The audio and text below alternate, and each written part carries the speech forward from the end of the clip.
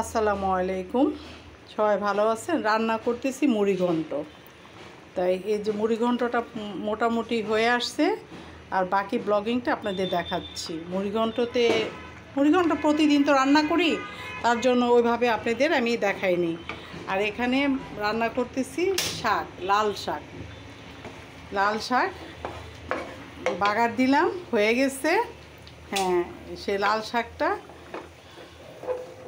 নামিয়ে ফেলতেছি।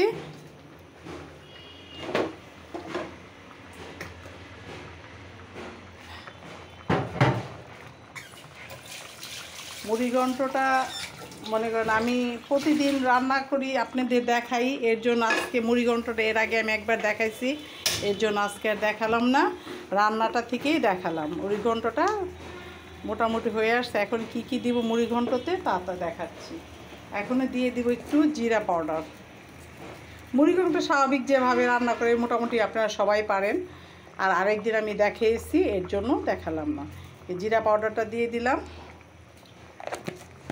তারপরে পেঁয়াজ ব্রাউন দিলাম। এগুলো সিক্রেট, এটা অনেকে জানে না, তাই এগুলো আপনাদের আমি একটু দেখালাম। আর একটু চিনি,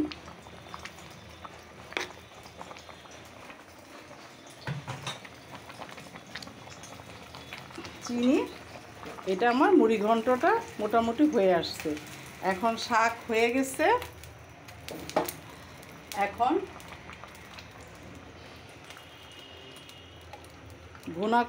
ছোলা ভুনা করব বিকালের জন্য, সেটা একটু শেয়ার করব।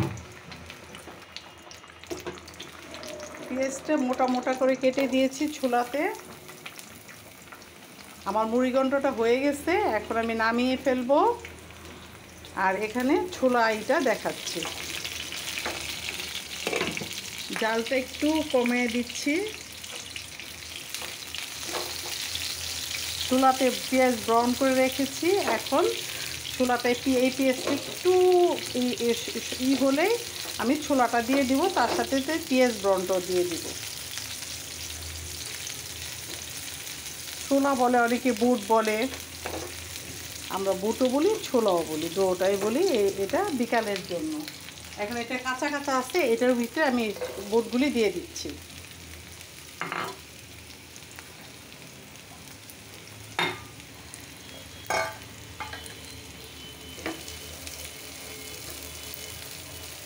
এর ভিতরে পেঁয়াজ ব্রাউনটা দিয়ে দিব। পেঁয়াজ ব্রাউন করে রেখেছিলাম, সেটা দিয়ে দিলাম।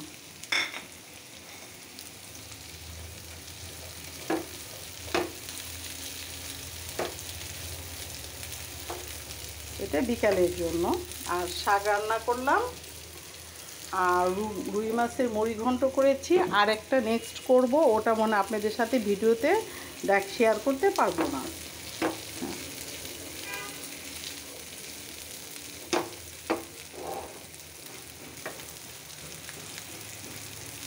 সবাই আমার ব্লগিংটা যদি ভালো লাগে এবং সব কিছু ভালো লাগলে সুন্দরভাবে কমেন্টস করবেন, শেয়ার করবেন, লাইক দিবেন, সাপোর্ট করবেন। এই মুড়িঘণ্টটা হয়ে গেছে। যে মুড়িঘণ্ট যেভাবে স্বাভাবিক রান্না করে ওইভাবেই আমি রান্না করেছি, আপনাদের প্রথম থেকে দেখাইনি, কিন্তু শেষে যেগুলো দিলাম পেঁয়াজ ব্রাউন এবং একটু চিনি, তারপরে জিরা পাউডার এটা দিলাম। আর সবাই তো জানেন যে মুড়িঘণ্টতে গরম মশলা ব্যবহার করতে হবে, সেটা মশলার সাথেই দিয়ে দিয়েছি। মোটামুটি আমার রান্না প্রায়ই শেষ। ভালো থাকবেন।